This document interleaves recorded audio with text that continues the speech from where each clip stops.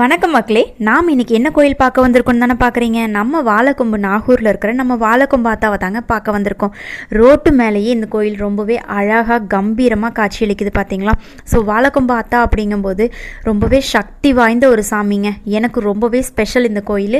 இங்கே பார்த்தீங்க அப்படின்னா என்ட்ரன்ஸ்லேயே நம்ம விநாயகர் இருக்கார். விநாயகருக்கு ஒரு தரிசனம் பண்ணிவிட்டு அப்படியே நம்ம உள்ளே சுற்றி போனோம்னா வாழைக்கொம்பு ஆத்தா இருப்பாங்க.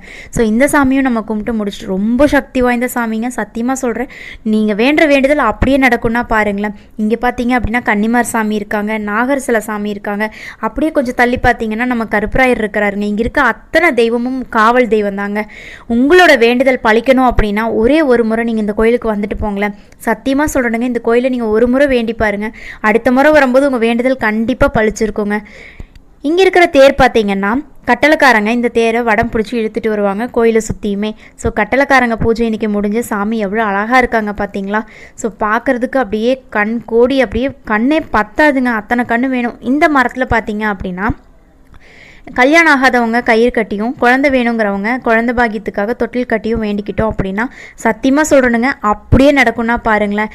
என் ராத்தாவை நம்பி வாங்க, நிச்சயமாக உங்கள் மடி நிறச்சி கொடுப்பா. உங்கள் கஷ்டத்தையெல்லாம் போக்கி கொடுப்பா. கவலையெல்லாம் அவளே எடுத்துப்பாளுங்க. ஸோ மறக்காமல் நம்ம வாழைக்கொம்பு நாகூருக்கு ஒரே ஒரு முறை எங்கள் ஆத்தாவை பார்க்க வந்துட்டு போங்க. உண்மையிலுமே உங்கள் கஷ்டம் அத்தனையும் தீர்ந்து போச்சுன்னு நீங்கள் நினச்சி சந்தோஷமாக போயிட்டு வருவீங்க. உங்களால் முடிஞ்சதை நீங்கள் கண்டிப்பாக செய்வீங்க. ஆத்தா எதையும் எதிர்பார்த்து செய்ய மாட்டாளுங்க. நிச்சயமாக வாழைக்கொம்பு அம்மனை வந்து கையெடுத்து கும்பிட்டு போங்க. உங்கள் கஷ்டமெல்லாம் அத்தனையும் தீர்ந்து போகும். பாய் மக்களே.